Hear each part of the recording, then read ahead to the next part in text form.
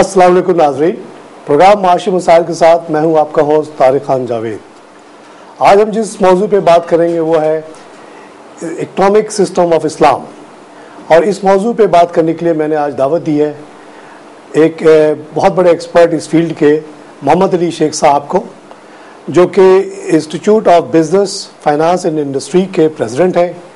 बहुत पुराने MBA हैं और मुख्तलिफ इदारों में काम करने के बाद अब ये इंस्टीट्यूट मेनली चला रहे हैं। इन्होंने इस टॉपिक पे बहुत रिसर्च की है, वो इस्लामिक बैंकिंग और जितनी चीज़ें उस पर बहुत कुछ हमें बताएंगे।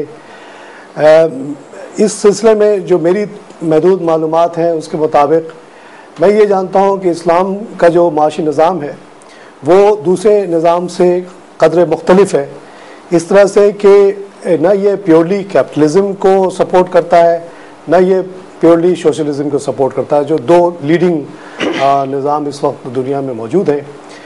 इस्लामिक निज़ाम में जहाँ प्रॉपर्टी के सेंसिटी पे बहुत ज़ोर है, वहाँ साथ ही ये भी कहा गया है कि डिस्ट्रीब्यूशन ऑफ वेल्थ भी होती रहनी चाहिए, not through the state but individual himself should distribute his wealth. इसीलिए एक ऐसा निज़ाम बनाया गया है इनहेरिटेंस का, जिसमें दौलत जो है मुस्तकिल जो है ना वो डिस्ट्रीब्यूट होती रहती है। साथ ही साथ इस्लाम ने ये बार बार बावर कराया है कुरान में और हर जगह के, ठीक है आपको पूरी इजाज़त है कि आप एंटरप्रेन्योर बने, बिजनेसमैन बने, आप बहुत पैसे कमाएं, एज ए सैलरी भी आजकल इतनी सैलरीज होती है, लेकिन दिस सैलरी और your money is not your money, it is a क्या कह सकते हैं कि एक ट्रस्ट है आपको, अल्लाह मियाँ ने आपके ज़रिए आपको एक पैसे दिए कि ठीक है you become a via media और a source of helping your other people. ये नहीं आप कह सकते कि ये सारा पैसा मेरा है, मैं अपने ज़ात पे ही और सिर्फ अपने बिल्कुल करीब तरीन रिश्तेदारों पे खर्च करूँगा। इर्द गिर्द के जो लोग हैं उन पे भी आपको नज़र डालनी पड़ती है। इसी वजह से जो ज़कात का निज़ाम बनाया गया, जिस पे अगर आप कुरान पढ़ें तो बहुत ज़्यादा ज़ोर है ज़कात देने पे, ताकि ज़्यादा से ज़्यादा दौलत जो है वो बढ़ती चली जाए। साथ ही साथ बैंकिंग के निज़ाम जो वाज़ा हुआ इस्लाम के अंडर पे, उसमें भी देखिए कोशिश ये की गई कि जो लेंडर है और जो बोरोवर है उसके बीच में एक पार्टनरशिप हो, ताकि जो वेल्थ क्रिएट हो, जो इनकम क्रिएट हो, वो इक्विटेबली बढ़ जाए। ये नहीं कि एक को तो कुछ भी नहीं मिले और एक सब कुछ लेके बैठ जाए। इस सिलसिले में अब हम बात करते हैं शेख साहब से। शेख साहब, आपका इस मौजू पे बहुत मुताला है, तो एक थोड़ा सा तो हमें बेसिक बताएं कि इस्लाम का निज़ाम और ये सोशलिज्म और कैपिटलिज्म में बेसिक डिफरेंसेस क्या हैं। पहले तो इस्लामिक इकोनॉमी और सोशलिस्ट इकोनॉमी और कैपिटलिस्ट इकोनॉमी के में जो फ़र्क है वो समझना चाहिए। वो बुनियादी बात यह है कि दोनों जो निज़ाम, कैपिटलिस्ट निज़ाम है या इस्लामिक निज़ाम है, दोनों में आपको बिजनेस डिसीजंस करने की इजाज़त है,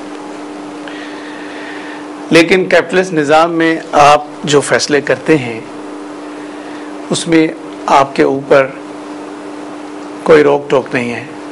you have complete freedom.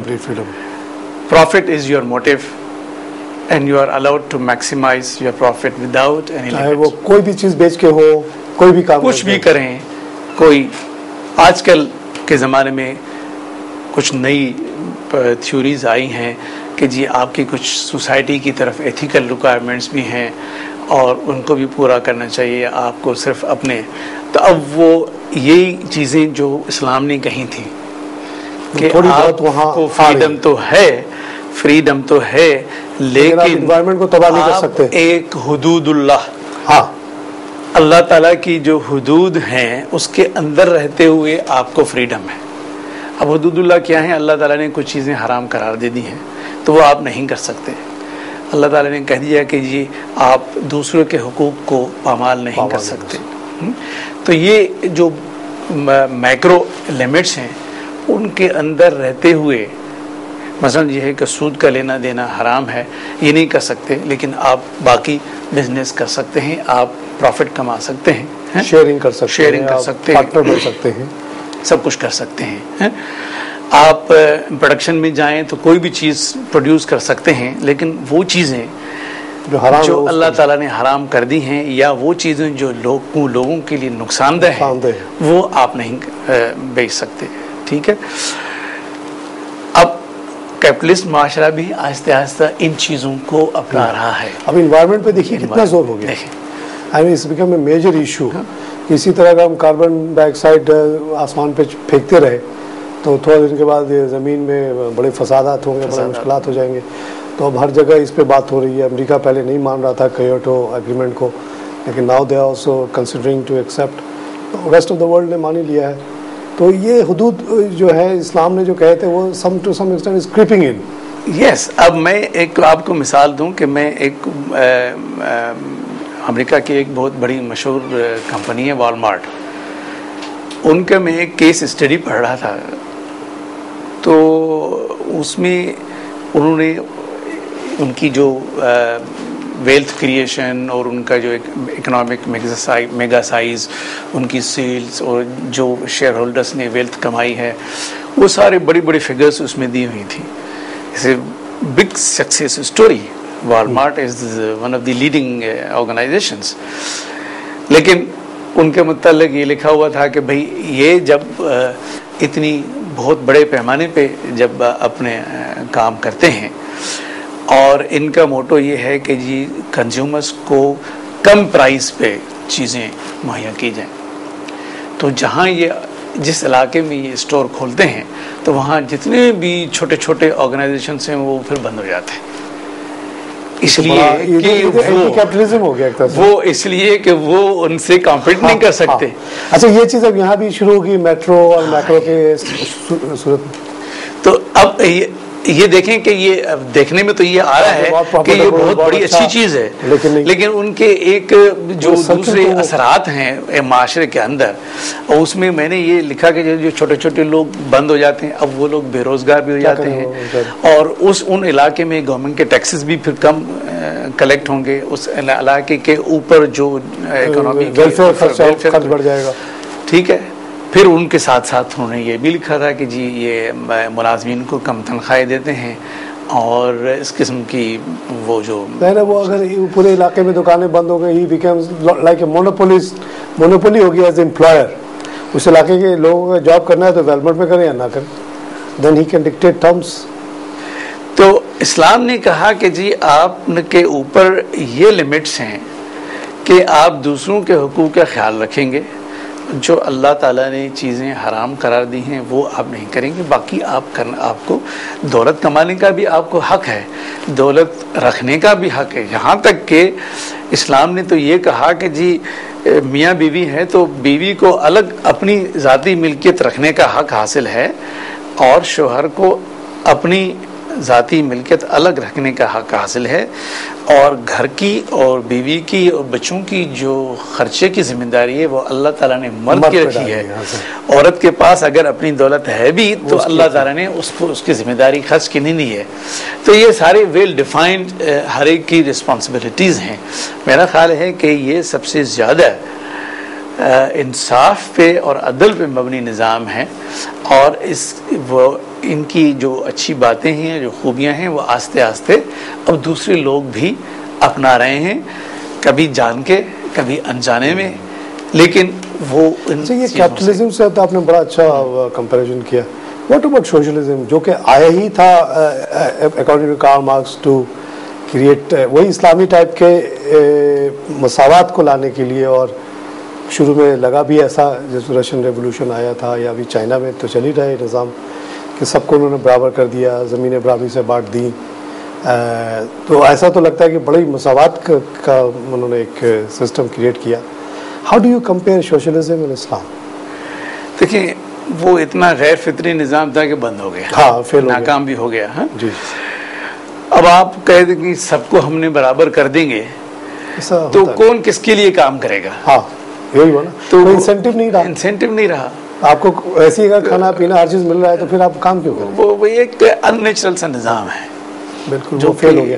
Russia میں جیسے ڈیٹاز ہیں کہ جو اسٹیٹ فارمز تھے, سپوز وہ آؤٹ آف 195 اسٹیٹ 5% جو پرائیویٹ فارمز تھے, جو یہ چھوٹے چھوٹے گھروں کے ارد گرد چھوٹے موٹے جو لوگ کیاریاں وغیرہ لگا, اس کی پروڈکٹیوٹی اسٹیٹ فارم سے 200-400 گنا زیادہ, کیونکہ وہاں ایک اس کا سیلف انٹرسٹ انوالو ہے کہ یہ سبزی ہوگی, یہ پھل ہوگا تو میں کھاؤں گا. اسٹیٹ کے لیے اس نے پروڈیوس کیا، اس کو جو حصہ ملنا ہے وہ تو وہی ملنا ہے، اس کے پاس کوئی انسینٹو نہیں تھا. اس لیے رشین امپائر اتنا بڑھا اور ملٹری بنا لی، ان کے خرچ بڑھ گئے، آخر میں کلیپس کر گیا. چائنا سم ہاؤ چلے جا رہا ہے اس وقت تک، لیکن اس میں میری اپنی جو رائے ہے وہ یہ ہے کہ China is no more socialist country. کافی تبدیلی آ گئی. وہ جو انہوں نے فری ٹریڈ زون بنائے ہیں، they are the worst type of capitalism you can think of. یعنی وہ کوئی لیبر لا ہی نہیں ہے وہاں، کسی قسم کا لا ہی نہیں ہے. کوئی بھی کمپنی آ کے وہاں جیسے چاہے لیبر کو ایکسپلائٹ کر سکتی ہے یا انوائرمنٹ کو بھی ایکسپلائٹ کر سکتی ہے.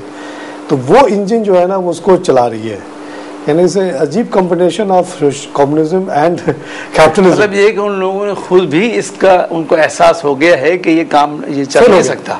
یہ ڈینگ زیاؤپنگ جو 17 سال سے کمیونسٹ تھا اور 67 ایئرس کے ایج میں اس نے جب یہ ریورسل کی ہے، اس کے میں ابھی وہ پڑھ رہا تھا بایوگرافی، تو عجیب سا لگا کہ 17 سال سے جو آدمی کمیونزم اینٹی امریکہ اینٹی کیپٹلزم بات کرتے کرتے سڈنلی 92 ہی سیڈ کہ سوری جو نظام ہم لے کر آئے تھے وہ فیل ہو گیا. We have not been able to generate enough job for over people. ٹھیک ہے گاؤں میں زمینیں ہیں اس پہ لوگ لگے ہوئے ہیں، لیکن huge amount of surplus labour. Industry تو کوئی ہے ہی نہیں. تو اس نے بیچارے نے بہت ہی دل ناخواستہ طور پہ اس بات کو قبول کیا، اور پھر وہ کیپٹلسٹ بیسکلی ہانگ کانگ کی کاپیز اس نے کہا. ہانگ کانگ میں اتنی پراسپیرٹی ہے، چائنیز ہانگ کانگ جانا چاہ رہا ہے. اس نے کہا چھوٹے چھوٹے ہانگ کانگ ملک کے اندر ہی بنا لو، بجائے کہ سب لوگ تو نہیں ہانگ کانگ جا سکتے اتنی بڑی تعداد. یہاں تو فری سستے سے سستا ترین لیبر ملے گا، ہم کچھ نہیں کہیں گے، ہمیں فکسڈ اماؤنٹ دے دو، ہمارے لیبر کو کسی طرح یوز کر لو. اب اسی وجہ سے آج چائنا اتنا بڑا انڈسٹریل پاور بن گیا ہے اور اس کی پاورٹی وغیرہ بھی قابو میں آ گئی. تو وہ ایک عجیب سا امتزاج ہے. اور جیسے کہ آپ نے کہا کہ غیر فطری نظام تھا وہ چل نہیں سکا. ایون جو مین لینڈ میں جہاں کمیونزم ابھی موجود ہے وہاں بھی جو زمینیں انہوں نے پہلے ایز اے اسٹیٹ کی طرف سے دی تھی اب بیسکلی وہ پرائیویٹائز ہو گئی. پہلے 30 سال کے لیز پہ دی، اب ان کو کہا کہ جی it's yours. So the production has gone up. آپ کے خیال میں پاکستان میں تو آپ کو پتہ ہی ہے کہ جو اتفاق ہے یا عجیب ستم ظریفی ہے کہ جب پاکستان بن رہا تھا تو یونائٹڈ انڈیا میں کانگریس نے یہ 37 میں کمٹمنٹ دی تھی کہ جب آزاد ہو جائیں گے تو جو انگریزوں نے جو زمینیں جس طرح سے بانٹی ہیں جاگیرداروں کو اور زمینداروں کو، اور وہ زیادہ تر بیسکلی وہ وہی تھے جو ان کے فیورڈ لوگ تھے. فیورڈ لوگ وہی تھے جو امپائر کو ہیلپ کر رہے تھے، either providing soldiers or horses or donkeys or camels. تو ان کو جو مراد دے کے گئے تھے تو یہ طے ہوا تھا کہ after independence this will be dismantle, اور انڈیا میں یہ ہوا. Unfortunately in the case of Pakistan Muslim League نے بھی اس طرح کا ایک ڈاکومنٹ کریٹ کیا soon after creation of Pakistan, but it was shelved. So no land reform اور جاگیرداری وغیرہ ختم نہیں ہوئی. بھٹو نے ایوب خان نے پہلی دفعہ 59 میں جا کے وہ لینڈ ریفارم پہلی والے لے کر آئے، اس سے تھوڑی بہت ڈسٹریبیوشن ہوئی. پھر بھٹو صاحب نے 72 میں کیا تو 150 ایکڑ تک تو ہم لوگ لے آئے، فرام نو لمٹ ٹو 150 ایکڑ. 79 میں جو بھٹو صاحب نے دوسرا لینڈ ریفارم کیا اس کے بعد ان کو مار دیا گیا، اور اس کے بعد ایک اسلامک آئیڈیالوجی کونسل سے کوئی فتویٰ آ گیا کہ یہ جو لینڈ ڈسٹریبیوشن ہے اس طرح کی یہ غیر اسلامی ہے.